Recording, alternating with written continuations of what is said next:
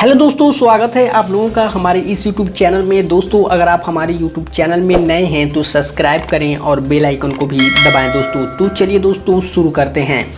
दोस्तों, आज हम बात करेंगे, खाली चल रहा है BSNL MTNL। दोस्तों, आइए जानते हैं विस्तार से। BSNL और MTNL के सामने वेतन बिलों की तात्कालिक समस्या से कहीं अधिक बड़ी चुनौतियाँ हैं। उनके पास 4G सेवाएँ देने के लिए स्पेक्ट्रम की भारी कमी है। 5G को तो छोड़ दें। शुक्रवार को दूरसंचार और सूचना प्रौद्योगिकी मंत्री रविशंकर प्रसाद ने कहा, हम BSNL और MTNL के पुनरुद्धार पर ध्यान केंद्रित करने का प्रयास करेंगे और बहुत जल्द उन पर एक कैबिनेट नोट पेश करेंगे। विवरण पर काम किया जा रहा है, लेकिन मुद्दे कार्यशील पूंजी ऋण के प्रावधान से अधिक हैं। जहां उन्हें सबसे ज़्यादा जरूरत होती है, वहां गुणवत्तापूर्वक सेवा देने के लिए दोनों के पास कोई एवरेज नहीं है।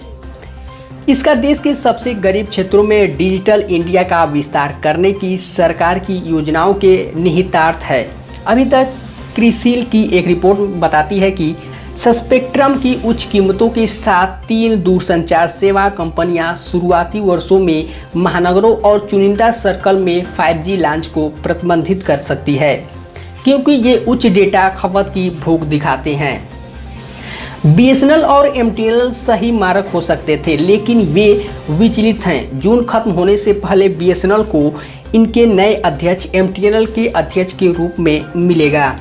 आने वाले अध्यक्ष PK पुरवार सूचीबद्ध कंपनी छोड़ देते हैं, जिन्हें अनुपम श्रीवास्तव की जगह लेने के लिए 3,390.20 करोड़ रुपए का वार्षिक घाटा हुआ है, जो अपने कार्यकाल को 7,714 करोड़ रुपए के नुकसान के साथ कम से कम 2 गुना है। श्रीवास्तव और पुरवार दोनों भारतीय दूरसंचार सेवाओं के एक ही कैडर के हैं और क्रमशः 4 और 5 साल तक दोनों कंपनियों के अध्यक्ष रहे। 60 साल की उम्र मारकर निकले श्रीवास्तव पुरवार के हाथ में समय है।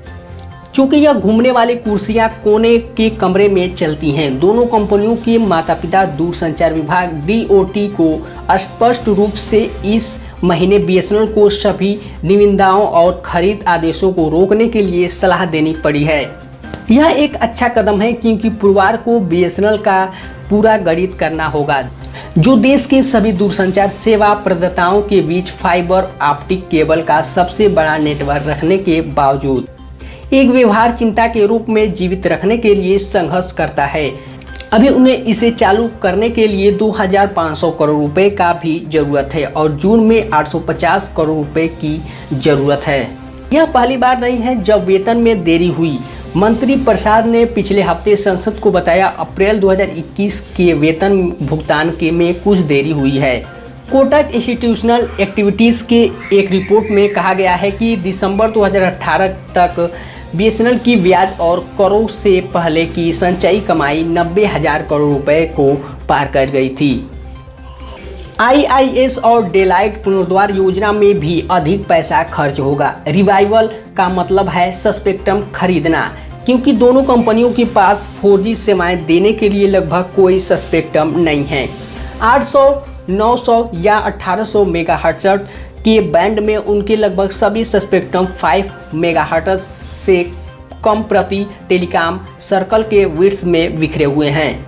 एक कंपनी को 4G जैसी डेटा सेवा देने के लिए किसी भी सर्कल में कम से कम 5 मेगाहर्ट्ज का स्पेक्ट्रम चाहिए। डेटा तरंगों के लिए और ग्राहक से यात्रा के लिए स्थान बहुत छोटा है। दोनों सरकारी कंपनियों के लिए समस्या यह है कि इन बैंडों में उनके पास जो स्पेक्ट्रम उपलब्ध है वह बड़े पैमाने पर प्रशासनिक फैसलों के जरिए 20 साल पहले टुकड़ों में दिया गया था।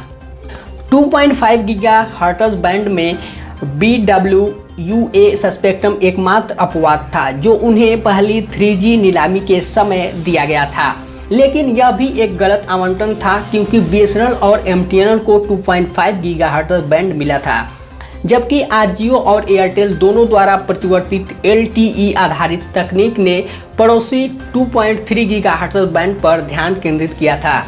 दूसरे शब्दों में, दो सरकारी कंपनियां आज 4G सेवाओं की पेशकश करने के लिए व्यस्त बैंड जैसे 800, 900 या 1800 में स्पेक्ट्रम के बहुत छोटे पार्सल पर बैठती है।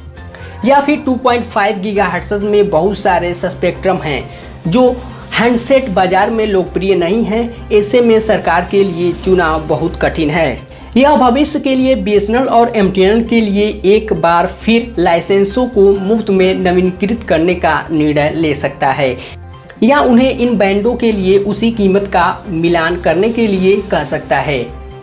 जैसा कि 5G स्पेक्ट्रम नीलामी में खोजा जाएगा। वर्तमान बाजार मूल्य के अनुसार यदि दूरसंचार विभाग बाद वाले को चुनता है तो उसे इन कंपनियों को लगभग 60,000 करोड़ रुपए का प्रदान करने होंगे और फिर भी वे पाएंगे कि वे पहले की तरह केवल आवाज़ या थोड़ी अधिक 3G सेवाएं दे सकते हैं और इससे उनकी संयुक्त बाजार हिस्सेदारी नगद 17.67% पर रहेगी। हालांकि इन कंपनियों के लिए 4G सेवाओं की पेशकश करना एक समस्या है क्योंकि नीलामी के लिए प्रस्तावित स्पेक्ट्रम निजी क्षेत्र की कंपनियों के लिए भी अपर्याप्त है।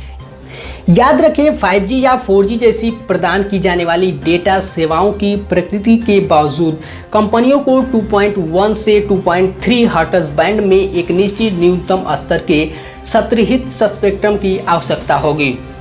सरकार को एयरटेल, वोडाफोन या RJio जैसी कंपनियों को इतना पर्याप्त स्पेक्ट्रम मुहैया कराना मुश्किल हो रहा है। BSNL और MTNL के प्रवेश के प्रतिस्पर्धा का स्तर बढ़ जाएगा और इसलिए इन डरावने बैंडों की कीमत बढ़ जाएगी। क्रिसिल की एक रिपोर्ट बताती है कि भारतीय दूरसंचार नियामक प्राधिकरण द्वारा 5G स्पेक्ट्रम बैंड के लिए अनुशंसित आरक्षित मूल्य UK या दक्षिण कोरिया जैसे देशों की तुलना में बहुत अधिक है। निवेश के लिए कितना पैसा है, यह नीलामी में मूल्य निर्धारित से महत्वपूर्ण रूप से जुड़ा हुआ है। यदि सरकार राज्य द्वारा संचालित कंपनियों को आवश्यकता बैंड मुफ्त में देने का निर्णय लेती है तो इनके गंभीर परिणाम हो सकते हैं। दोस्तों, आप लोगों को ये वीडियो कैसा लगा कमेंट में बताएं। दोस्तों, आई होप ये वीडियो आप लोगों को पसंद आया होगा। दोस्तों, अगर आपको ये वीडियो अच्छा लगे तो लाइक शेयर जरूर करें। तो दोस्तों, मेरा YouTube चैनल को सब्सक्राइब करें और बगल में बेल आइकन को दबाना ना भूलें। Thanks for watching this video. जय हिंद।